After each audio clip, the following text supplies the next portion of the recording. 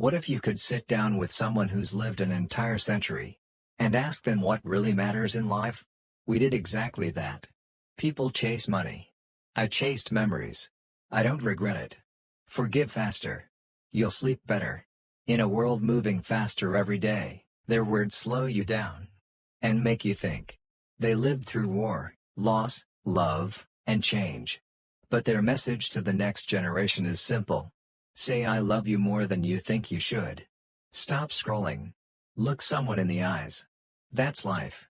What would you ask someone who's lived for 100 years? And more importantly, are you listening? Sometimes, the oldest voices have the clearest answers. Ruth, 101 years old, gently holds a photo of her 20-year-old self as soft light pours in through a window. Meet Ruth. She's lived through wars, lost love, and raised generations.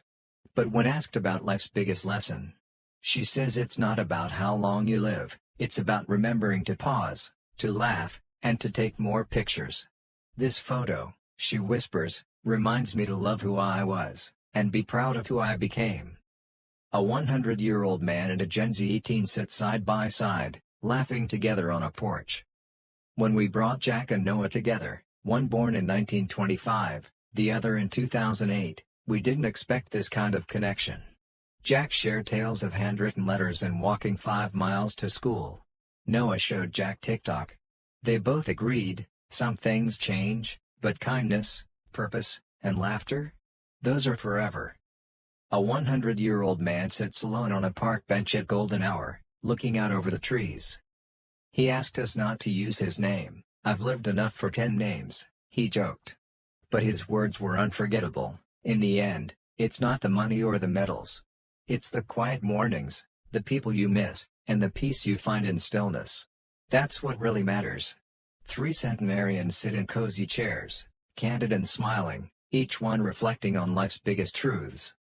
We asked 3 people with over 300 years of combined life experience one simple question: what advice would you give to your younger self?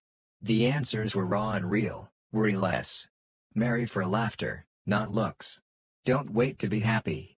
Their shared wisdom echoes a truth we all need: life is short, so live it loud, and love it deeply. A split screen shows a black and white photo of a young man in uniform, contrasted with a modern color image of him smiling with tears in his eyes. This is Thomas.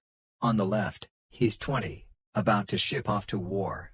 On the right, he's 100, sitting in the same chair where he first held his newborn son. I've seen the worst and the best in people, he said. But the secret to a full life? Forgiveness and never letting pride keep you from saying sorry. A sassy 100-year-old woman in sunglasses points and laughs at the interviewer off camera, wearing a shirt that says "Still Kickin'." Edna just turned 100, and she's got no filter left. Eat the cake. Take the trip. And don't date anyone who says "trust me," she cracked. Her advice? Stop overthinking and start living. Because according to Edna, life's too short to wear boring underwear. Mic drop. If these glimpses across times inspired you, share it, and subscribe to help us honor more stories that deserve to be remembered.